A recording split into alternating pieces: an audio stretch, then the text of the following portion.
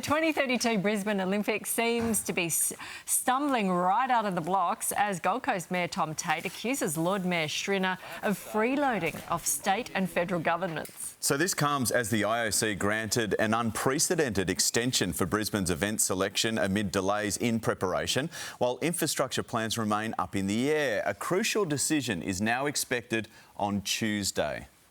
And for more, we're joined live in Brisbane by Olympian Cate Campbell and Deputy Chair of Infrastructure of Queensland, Luke Whistler. Good morning to both of you. Cate, we'll start with you. What's your take on how this all unfolded? Look, I think it's really disappointing that we have had infighting and bickering for 3 years, but it is exciting to know that we are finally getting a plan.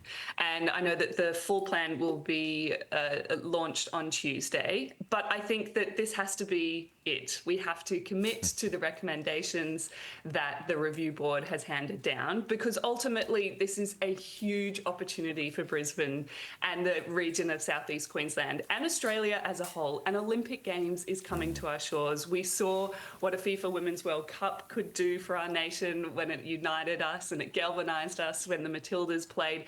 Can you imagine what an Olympic Games is going to do? It's bigger and better again. We saw the Gold Coast have the Commonwealth Games, right? Is there room enough for them to get a little slice of the action?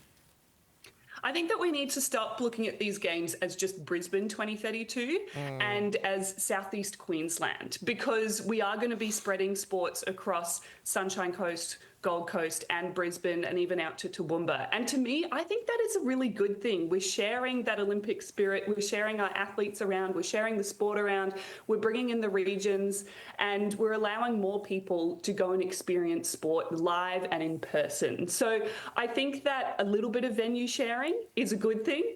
But let's keep it respectful, everyone, and let's make sure that we put athletes at the centre because their performance is our first priority, and then it's spectators' experience after that. Yeah, Luke, I can't remember an Olympics where people haven't said, we're behind schedule and things aren't going to happen on time.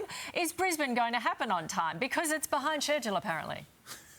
Thanks, everyone, and thanks for those insights, Cate. We'll get the job done. We represent we're a voice for industry, looking for collaboration with the government, and we've got hundreds of members, and all of them are ready to go.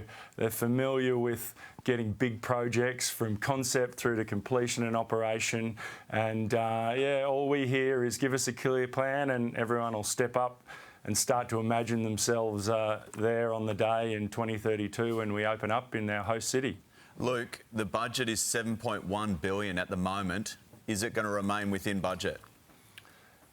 That is a great question. I'll leave that to the politicians, but what we know is that there's lots of experts, sports executives, engineers and planners putting together a great plan, and it's simply time to get behind it and bring your innovation and your best team and your knowledge from around the world to make sure we have a wonderful time in 2032. Just quickly, Cate, where do you want to see the swimming?